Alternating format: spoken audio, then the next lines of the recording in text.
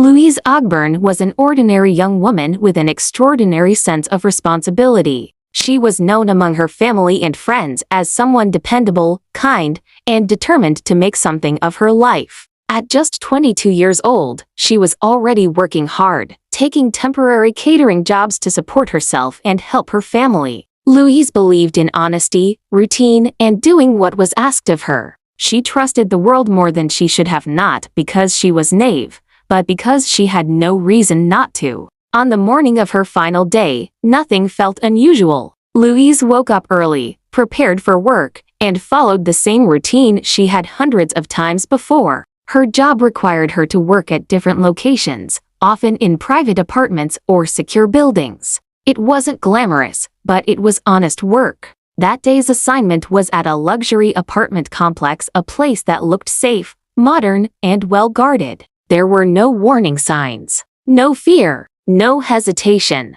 When Louise arrived at the building, she checked in as instructed. Everything appeared normal. A man introduced himself confidently, claiming authority and control over the apartment. He spoke calmly, using professional language that made him sound legitimate. Louise had no reason to doubt him. She followed instructions, just as she always did. Inside the apartment, the atmosphere slowly changed. What began as simple requests soon felt uncomfortable. Instructions became strange. Time seemed to stretch. Louise began to sense that something wasn't right, but she was trapped between fear and politeness, something many women experience when they feel unsafe but don't want to overreact. She tried to remain calm, hoping the situation would resolve itself. It didn't. Control was taken from her piece by piece. Louise was restrained, isolated, and completely powerless inside a place that was supposed to be secure. The door that once symbolized safety became a barrier between her and the outside world. Her phone was unreachable, her voice unheard. Every passing minute deepened her fear. Hours went by. Outside, people walked past the building, unaware of what was happening inside. Cars passed. Conversations continued. Life moved on while Louise was trapped in terror. She struggled, pleaded, and waited for someone to notice her absence. She believed someone would come looking for her. After all, she had responsibilities. She had people who cared. But no one came. Her body and mind were pushed beyond their limits. The fear was constant. The exhaustion unbearable. Louise's strength began to fail, not because she gave up, but because the human body can only endure so much. In that apartment, time lost meaning. There was no escape, no help, no mercy. Eventually, emergency services were called, but far too late. When paramedics arrived, they found Louise barely alive. Her condition shocked even experienced professionals. She was rushed to the hospital, clinging to life. Doctors worked desperately to save her, but the damage was severe. Her body had endured prolonged trauma, extreme stress, and unimaginable suffering. News reached her family like a nightmare they could not wake from. Just hours earlier, Louise had been perfectly fine. Now they were being told to prepare for the worst. Her parents sat helplessly, watching machines keep their daughter alive, knowing that no parent should ever have to witness this. Louise Ogborn passed away shortly after. Her death marked the end of a life that had been full of potential, and the beginning of a case that would expose horrifying failures of trust, safety, and accountability. What happened to Louise was not an accident. It was not sudden. It was preventable. And the truth behind what happened inside that apartment was only beginning to surface. The hours following Louise Ogborn's death were filled with shock, disbelief, and unanswered questions. For investigators, the scene she left behind was deeply disturbing. This was not a sudden medical emergency or an accident that spiraled out of control. From the very beginning, detectives could see that Louise's suffering had been prolonged, deliberate, and preventable. Police sealed off the luxury apartment where Louise had been held. The building's polished exterior and quiet hallways stood in cruel contrast to what had taken place inside. Investigators carefully documented every detail: restraints, marks on the walls, items used to control her movements, and signs that she had been trapped for hours without anyone intervening. Each piece of evidence added weight to a growing realization: this was a calculated act, not a moment of panic. Medical reports became central to the case. Doctors confirmed that Louise had not died instantly. Her body showed signs of extreme physical stress and psychological terror over an extended period of time. Experts explained that the fear and restraint alone could cause fatal complications.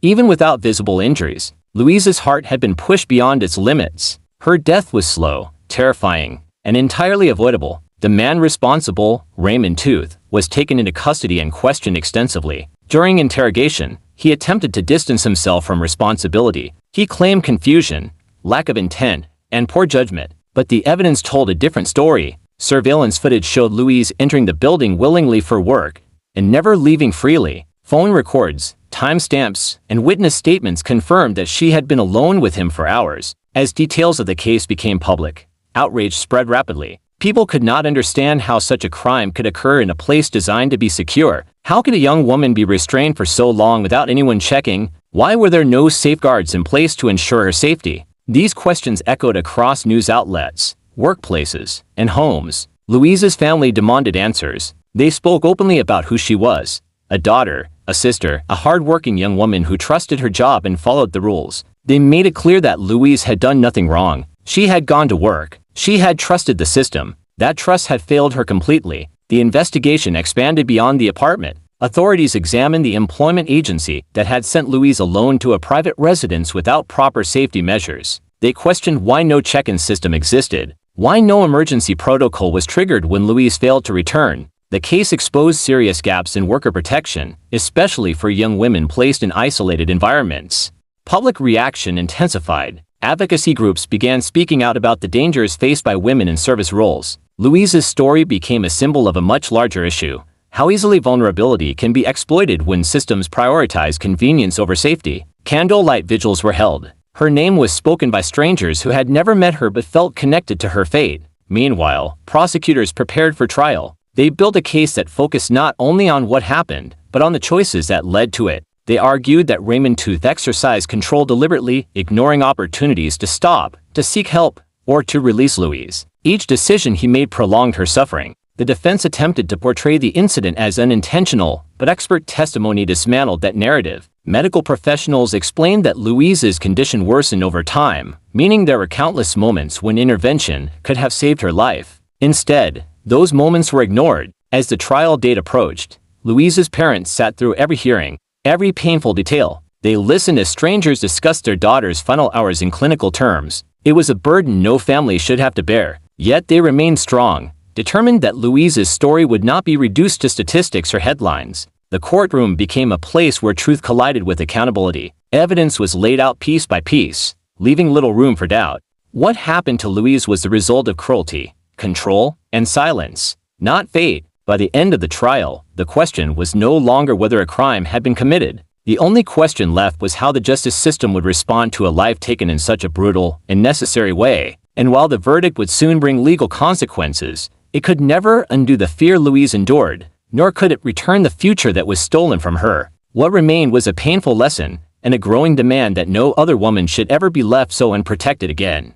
The courtroom was silent on the day the verdict was delivered. For Louise Ogborn's family, this moment had been building for months, filled with anxiety, anger, and unbearable grief. Nothing could undo what had happened, but this was the final stage where the system had to speak clearly, where responsibility could no longer be avoided. Raymond Tooth was found guilty. The court acknowledged that Louise's death was not an accident, not a misunderstanding, and not an unfortunate coincidence.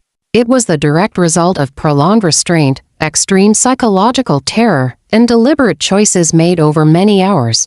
The judge described the crime as inhuman and entirely preventable, emphasizing that Louise had been conscious and suffering for a significant amount of time. When the sentence was announced, life imprisonment, the courtroom reacted with a mix of relief and heartbreak. Justice, in legal terms, had been served. But for Louise's parents, justice felt incomplete. A sentence could punish the guilty, but it could never restore their daughter's laughter, her future plans, or the life she had barely begun to live. As the case closed, attention turned to the wider failures that had allowed the crime to happen. Public inquiries examined how a young woman could be sent alone into a private residence without safeguards. Why were there no mandatory check-ins? Why was there no emergency response when Louise did not return? These questions were no longer theoretical, they had a name, a face, and a tragic outcome attached to them. Workplace safety laws began to change. Agencies that sent employees into private homes were forced to introduce stricter policies. New rules required regular contact, clear emergency protocols, and risk assessments. Louise's case was cited again and again as the reason these changes were necessary. Her death became a turning point, proof that ignoring safety warnings could cost lives. Media coverage continued long after the trial ended. Louise's story was told not just as a crime, but as a warning. She was portrayed accurately, not as a reckless victim, but as a responsible worker who did everything right. The narrative shifted from what went wrong to why the system failed her. That distinction mattered. Her parents chose to speak publicly, even when it reopened their wounds. They talked about Louise as a person, not just a victim. She loved music, simple routines, and helping others. She had plans, dreams, and confidence in the future. By sharing these details, they refused to let her be remembered only for the way she died. Advocacy groups used Louise's name to educate others. Campaigns focused on lone worker safety, women's vulnerability in isolated environments, and the importance of speaking up when something feels wrong. Her story reached far beyond the city where it happened, resonating with women across the world who recognized themselves in her routine, her trust, and her vulnerability. Years later, Louise Ogborn's case is still referenced in training sessions, legal discussions, and safety reforms.